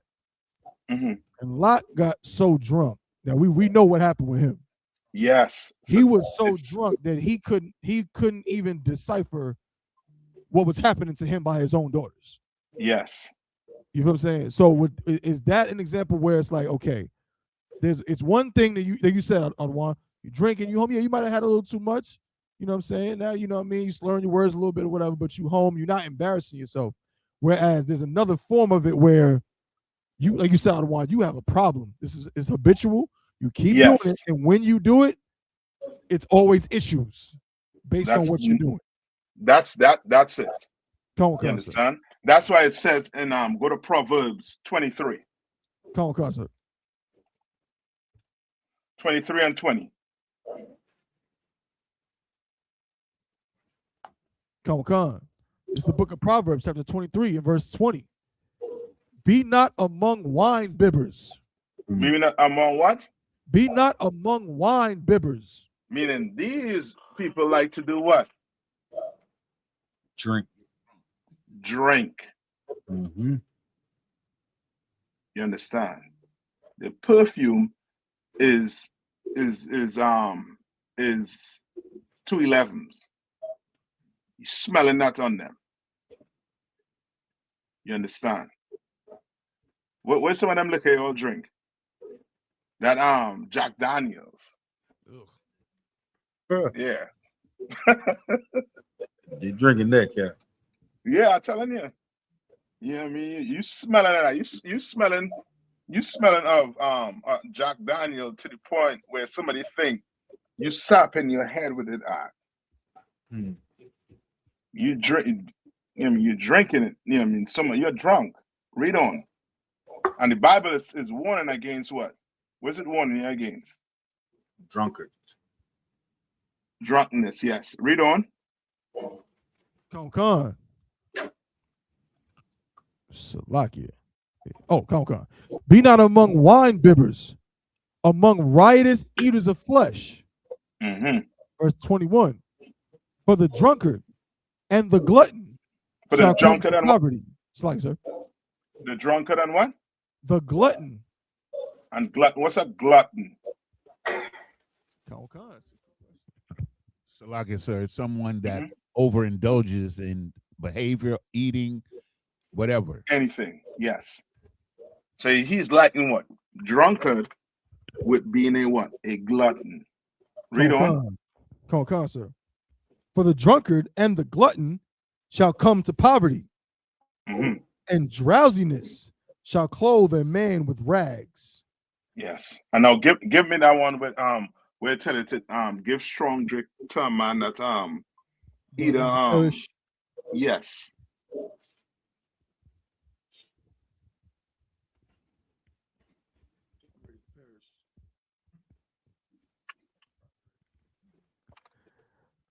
This book of Proverbs, chapter 31 and verse 6. Give strong drink unto him that is ready to perish. You understand? Read on. And wine unto those that be of heavy hearts. You understand? Man, it ain't telling you to be what? A drunkard, meaning to make this an excuse now. So every night you're doing what? Every night you're doing what? Getting drunk. No, you a damn drunkard. You understand? And you have a problem. You have a serious problem. You understand? You drinking and you ain't making it home. You understand? Because you in some ditch. You understand? Like you could drink and then too, yeah, I mean, when it comes to liquor, you know what I mean, some brothers might be able to hold more liquor than other brothers. You have your limit. You understand? You might be one shot and you good. 2 shots and everybody, you know what I mean, could, you know what I mean, know you have a problem because you're loud, obnoxious. You understand? Or you're doing things that you don't normally would do when what? When you're drunk? No, you're doing things you don't normally do when you're sober. You understand? As that starts to be a clue. Once a brother start to behave in a way where that ain't such and such. What's going on? Oh no, brother, you had enough. No, sis, you had enough. You understand? All right. There's a little bit more, sir. Go ahead. Verse 7. Let him drink and forget his poverty. And let him what? Sorry, sir. And forget his poverty. And remember his misery no more. Yes. You understand? All Okay. right. That is not an excuse to be drunk every goddamn day. Because you're remembering some aunt or some uncle that passed away 10 years ago. And you still moaning. No, you just giving an excuse to be a drunkard. You understand? Any more? Good to go on that? Good to go on that. There's another question in the chat, sir. All right. Come on. Well, a sister just asked if the based on what we're talking about, the verse about being sober-minded doesn't is that referring to any substances or medication or anything like that? Which one is that? The one about be vigilant, be sober-minded, be vigilant, because the adversary, the devil, is who can devour. Okay, it just saying be alert because that don't mean, as I say, you know what I mean, you could take one shot. That don't make you now have to do what? Go rob somebody, go put a blunt in your mouth. You understand what I'm saying? Like when it said be, come on. I was gonna say basically, you were saying before, it's just more like it's like a mental thing. It's like being alert. You know what I'm saying, be ready, be prepared. So you can have had a few drinks, but still in that scripture be sober minded. It's not talking about sober in the sense of you haven't drank anything. Yes, because what is Christians going to tell you? They're going to use this until you can't do what? You can't drink at all. You can't drink at all. When that's not what it's talking about. Okay. Has nothing to do with drink. This have to do with you being alert. You know what I mean? Vigilant of all the what? All the craftiness this white man done put in this place on here. So like I said, if I could. Come on. I think you mentioned it earlier in the class. Diddy is an example of someone who was not sober-minded and was not vigilant. He let his guard down with these oppressors in the worst way. He thought he was one of them for real. Yes. Salaki. That's a good example. All right. Any more? I think that's it right now, sir. That's all. That's it? Man, I wonder if we could play this, man. No, we almost up on the time. Hold on, man. Let me see top one. Let me see if I can play this. Q had put something up in the in one of the chats.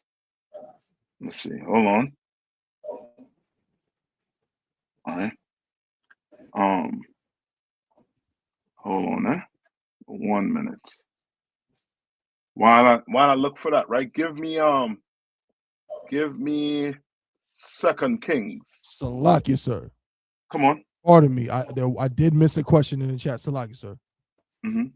A young man, Desarion, young man Dez had a question. Come on. He said, Shalom, Cap, is the amount of time we have left to come into the truth based on the time left until the 144,000 are sealed?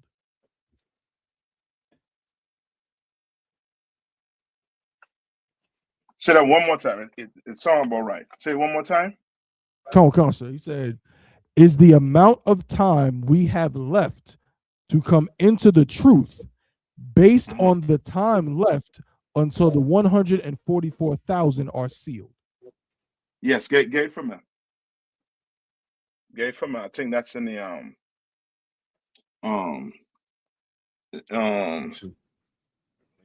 either in it's in Revelation where it say until the 144 is sealed. I think that's around the 666. Revelation. Hold it for me. Hey, Top One, if I send this something to your WhatsApp, would you be able to play it on the screen? I think I can share the screen, sir. Even though Fayetteville's running it, but I think I can share the screen, sir. Oh, Fayetteville. Okay. If not, let me see if I could do it here. Right, hold on, eh? Yeah, I can, sir. Okay. Go ahead. So, like who has it? I got it, sir. Go ahead. Okay, this is the book of Revelation, chapter 7, and verse 4. Mm-hmm. And I heard the number of them which were sealed, and there were sealed 144,000 of all the tribes of the children of Israel. Mm-hmm. Verse 5. Of the tribe of Judah was sealed 12,000. Of the tribe of Reuben was sealed 12,000. Of the tribe of Gad was sealed 12,000. Of the tribe of Asher was. Skip me down to wait, what verse you in? Hold on, let me get with you. Give me 1 minute. Let me send this to Top One, and then I'll get you. But read on. You want me to skip down to verse 9? Yeah. After this, I beheld, and lo, a great multitude, which no man could number, of all nations, kindreds, and people, and tongues, stood before the throne and before the Lamb, clothed with white robes and palms in their hands. Verse 10, and cried with a loud voice, saying, salvation to our God, which sitteth upon the throne, and unto the Lamb. Yeah. All right. It's like, so you can drop down to verse 17 as well. It'll wrap Go up. ahead. Come on. Janazar, read verse 17. Verse 17. Kanwan, sir. Verse 17. For the Lamb which is in the midst of the throne shall feed them, and shall lead them into Asalakia, unto living fountains of water. And the Most High shall wipe away all tears from their eyes. That's verse 17, right? Sir. Yes. All right. So yes, once that 144,000, that's a number that's given for brothers to do what? To serve what? Come on, serve the Lord. You understand? It's just like what? The opposite to that is what? What number? 666. Yes, the 666 men, oppressors that run this earth right now. You understand? Well, the Lord requires 144,000. You understand? 12,000 from each tribe. You understand? And that's proof that a Christian church is not the place to be in, because there are more than 144,000 men in there. You understand? All right? Likewise, Islam is not a religion we're supposed to be in. Come on. So like I said, the Christians, they'll read this, but they leave out the part of the children of Israel. They always leave that out. Yeah. Why? Because we've been what? We've been lied to of who we are. You understand? Go talk to any Christian out. It could be a brother or sister in the Roman Catholic religion. Any Christian religion. You ask them who they are, and the last thing on their mouth, or last thing they would would leave their lips, would be what? I'm an Israelite. They're not saying that. They're not. So they have to leave out Israel. Why? Why they have to leave it out? Could it be because they coming with that replacement theory, like they're replacing the Israelites? No, I'm talking about the Christians who do it. Why do they leave out Israel? Because they want it to be about Christians instead of Israelites. They just want to be included. You understand?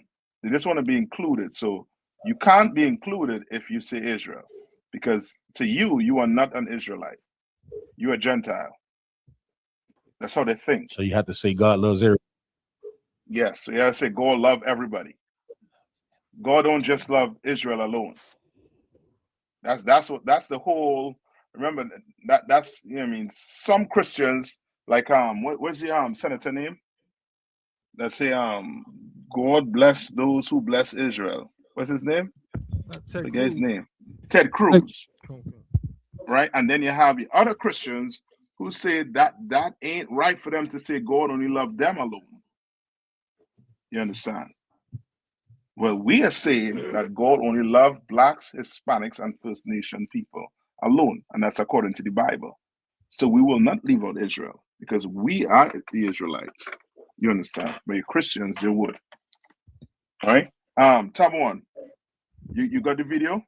Tom, I got it. So I just need it's like if Fayetteville could just add it to the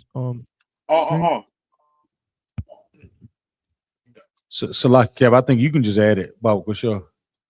I think you got the go ahead. Oh yeah. You're right. Tawada. So like, for Congressman. So hold on, let's pause it. Is the brother good with that? Come. We can see it, sir. No, young man. The young man who asked the question. This is Iran. Oh. All right. And remember, when it comes with with numbers, us and Israelites, right? Like we don't what? We don't count. You understand? It's still up to the Lord. You understand? That's why Christ said what? I believe it was Christ who said, or where it said, the Lord will have to shorten the days, or else there'll be no soul to save. Right. You understand? Because this oppressor here, you see what he's doing right now. He gobbling up the earth. If it ain't the oppressor on the west, it's the oppressor in the east. They're trying to gobble up this earth. All right? Now we're going to say something here about the oppressor that claims to be us. Go ahead and play it. Our undercover reporter wanted to learn more about how funding is secured for congressmen. Speaking of the devil, David Oakes, a prominent pro-Israel advocate, invited Tony to a fundraising event. Oakes later called him to discuss the details. is it just a social event? No, hold on. I'm going to email you a list of the people that this group supports. Educational purposes only. Educational purposes only. Tawada. You too. Mark Kirk, senator from Illinois. Ted Deutsch from Florida. Barbara Comstock, she's the congressman from Virginia. Richard Byrd from Carolina. Kelly Ayotte, she's fantastic. She's in the Arms Committee. They'll walk in the room and they'll say everything here is off the record. And then they'll say, here's a little bit about me, and then people will ask very specific questions. The fundraiser was being held in a wealthy suburb of Washington. The Nayathaq group, it makes a difference. It really, really does. It's the best bang for your buck, and the networking is phenomenal. Congressmen and senators don't do anything unless you pressure them. They kick the can down the road unless you pressure them. And the only way to do that is with money. Right now, our current Hold on, contribution what limit did he from say? any It's all about the money. Can down the road and don't do anything for your buck. Difference. It really, really does. It's the best bang for your buck, and the networking is phenomenal. Congressmen and senators don't do anything unless you pressure them. They kick the can down the road unless you pressure them. And the only way to do that is with money. Oh boy. Right now, our current contribution limit from any person to a candidate is $2,700. Now, that's a lot of money, you know, and certainly buy some gratitude with the lawmaker. But if you really want to add punch to that type of buying of favors, what you do is you get 50 or 100 people together at an event like this, all chipping in $2,700, and then you bundle it all together and hand over the total amount to the lawmaker. At that point, we're talking anywhere up to $250,000. So suddenly you've got a group of people with the same demand they want from the lawmaker, handing over $250,000. That buys a lawmaker. The fundraiser was for Anthony Brown, who ran for Congress in November 2016. This is direct spending. Brown's going to use that 30 grand to do ad campaigns. So they strategically pick the ones who are in close reach they want to build relationships with. So we want the Jewish community to go face to face in a small environment, 50, 30, 40 people, and say this is what's important to us. We wanted to make sure if we give you money that you're going to enforce the Iran deal. That way, when they need something from him or her, like the Iran deal, they can quickly mobilize and say, look, we'll give you 30 grand. They actually impact. He's actually saying we're buying these office holders. And that's the point. We're chipping in all this money so we can hand over $100,000 or $200,000 to the office holders so we can buy them. You're not supposed to advertise. There's all these advertising laws. I was surprised they had an invite. I've never seen an actual invite before. Oakes described a similar event he attended in New York, which included donors from Wall Street. In New York, with Jeff Talbot, we don't ask a goddamn thing about Palestinians. You know why? Because it's a tiny issue, that's why. It's a small, insignificant issue. The big issue is Iran. We want everything focused on Iran.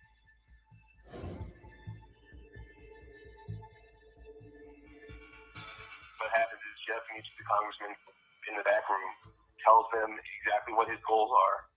And by the way, Jeff Calkins is worth $250 million.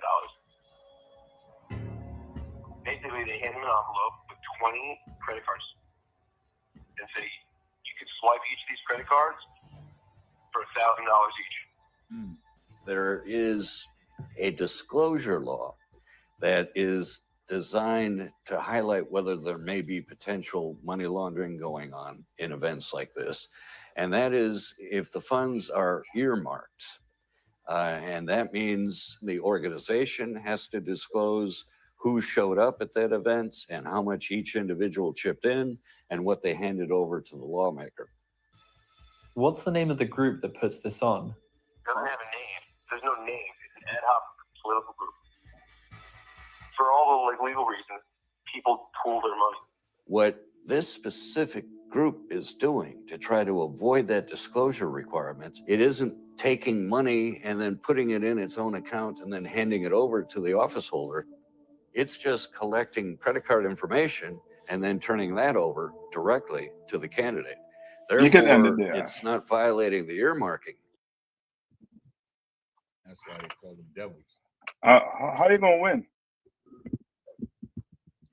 You see what you had to do for a lawmaker to even get a law to do what? To protect black people. What you need? Money. Lots of Sellouts. cash. Yes. Salaki, sir. Come on.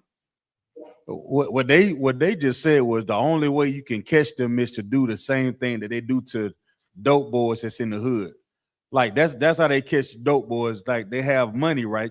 And we call them sale case.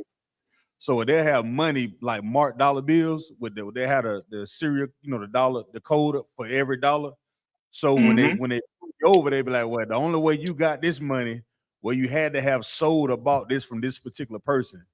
So what they're saying is you can't even put a sale case on them, even though they know they're doing it, because they have credit cards without names on them and different accounts.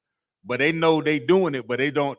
But they lock us up in the hood for sale cases, but they know they doing it, but they don't want to take them to jail because it's not an active dollar, if that makes sense. Yeah, basically. They're finding a way around the law. Come. And that's the problem when it comes to when man create laws. When men create laws, or when I say men, the oppressor create laws, he could do what? Go around it. Find a loophole around it. And now he ain't breaking the law, but he actually breaking the law. You understand? Come. When he's buying votes. You understand? And that's why, you understand, like your black leaders, they are what? What the Bible tell you about your black leaders? They weak. Not just, well, yes, I would say they're weak. I'll take that. Salaki, sir. Come on. They're hirelings. Yes, they're hirelings. Get that from them. You want to know why they're not speaking out of what's going on in your community? Because that's not doing what? That doesn't pay for the Rolls Royce. That doesn't pay for the jets. What pays for the jets? What pays for the Rolls Royce is them doing what? Selling out. Yeah. I'm telling you, you could do whatever you want to do. You understand? I got the scripture, sir. Go ahead. This is the book of John, chapter 10, verse 11. I am the good shepherd. The good shepherd giveth his life for the sheep. But he that is an hireling. He that is a what? A hireling. Meaning you are getting paid. And that's why in Israel, we don't have what? Respect of persons. We don't. You understand? That's why, and so, like it's coming out more and more that these people are doing what? Paying their way through everything. And making you feel as if you have what? Things are what? Equal and we have a chance. You don't stand a chance. I know you think that ink on your finger means something. That ink on your finger means nothing. You understand? Because I'm guaranteeing you, these people that paying this money for these lawmakers, they don't get ink on their hand, but they get laws passed though. They get things done. You understand? For their people. But we be thinking we have to go put ink. We have to go stand in some line to make a difference. You go tell a brother or sister you and vote, they're gonna be like, what? You see, you the problem. You didn't go out and vote. So how you expect to make a change?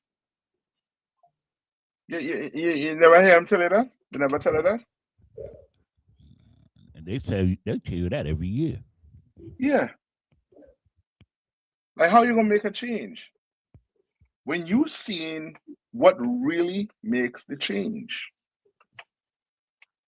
Money.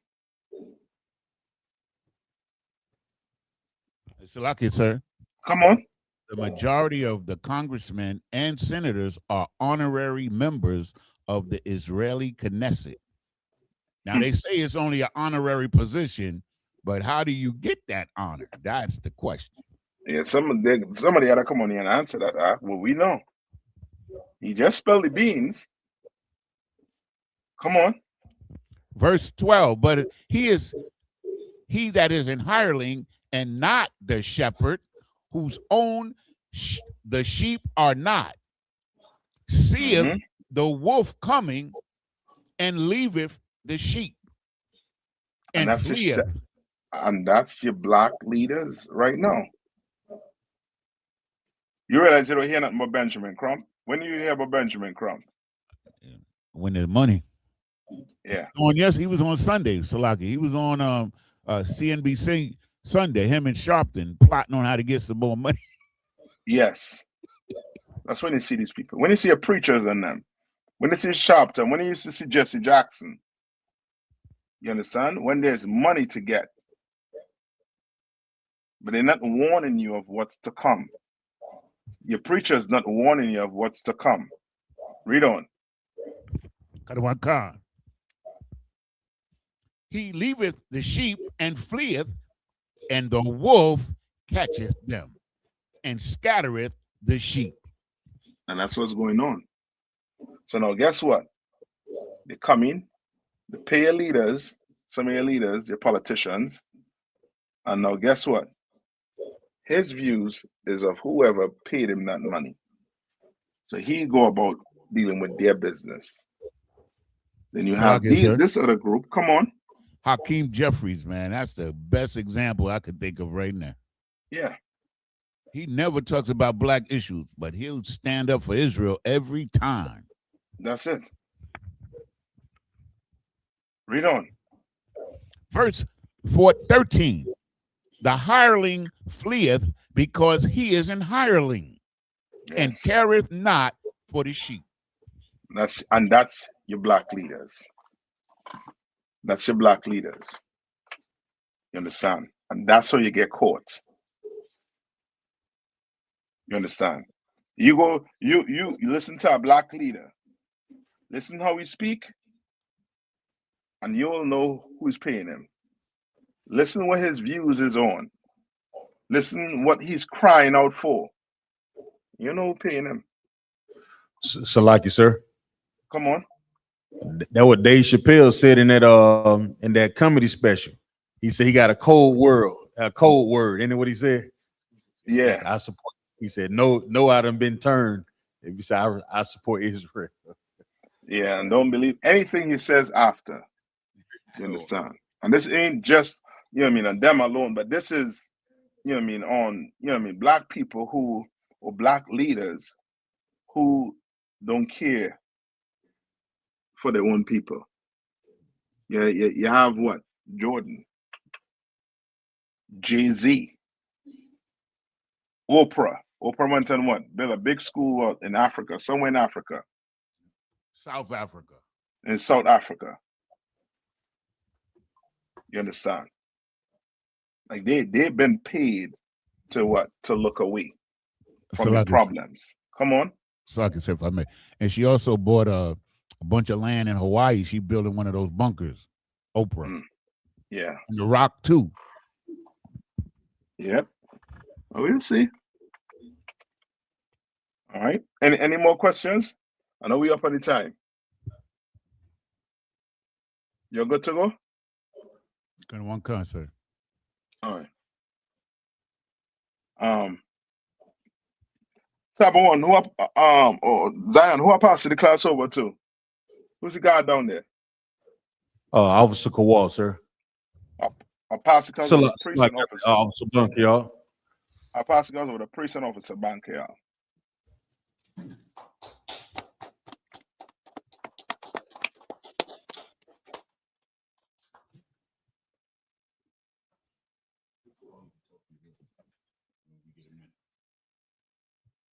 Men of Israel, I Majim, we're going to render one courteous salute.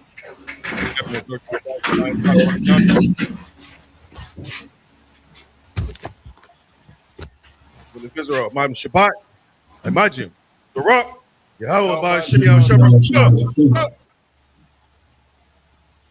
Yahweh by Shimmy Shabbat a thumb. Yadamatah, Sar, turn to face the sisters. Sisters, I Majim, which means to stand. Men of Israel, we're going to render one courtesy salute to our sisters. I Majim Shabbat, I Majim, Barak, Yahweh Shemar.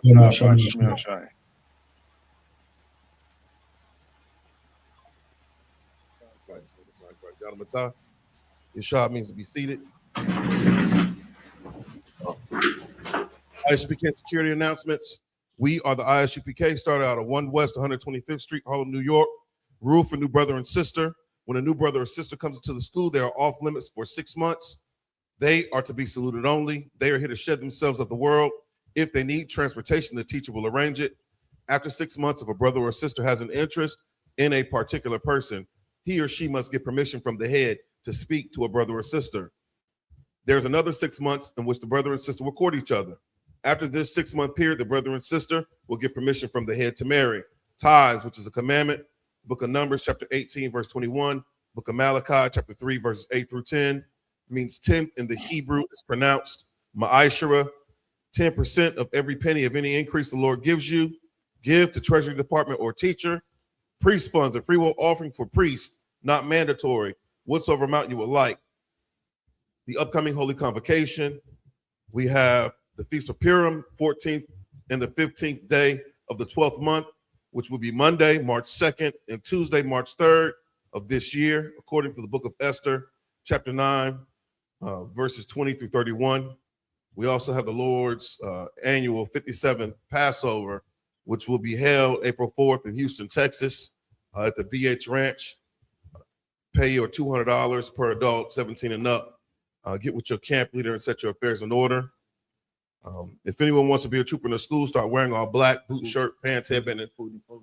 Oh, Salakia. My bad, Ottawa. This weekend in Fayetteville, North Carolina, 454 East Russell Street, right here in the corner plaza, we will be having our semi-annual Fayetteville Food and Clothing Drive, all right? So pull up, all right? We'll have food, we'll have clothing, and brotherhood, all right? If anyone wants to be a trooper in the school, start wearing all black, boot, shirt, pants, headband, and scarf. And with that, class dismissed.